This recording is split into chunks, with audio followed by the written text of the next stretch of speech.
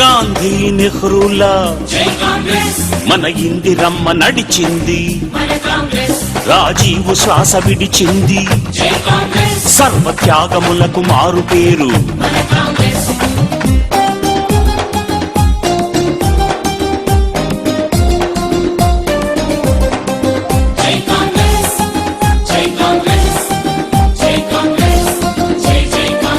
మనకు మహామహులనిచ్చింది, మన దేశమంత మెచ్చింది, ప్రాజెక్టులన్నీ కట్టింది, పల్లె రూపురేఖ మార్చింది.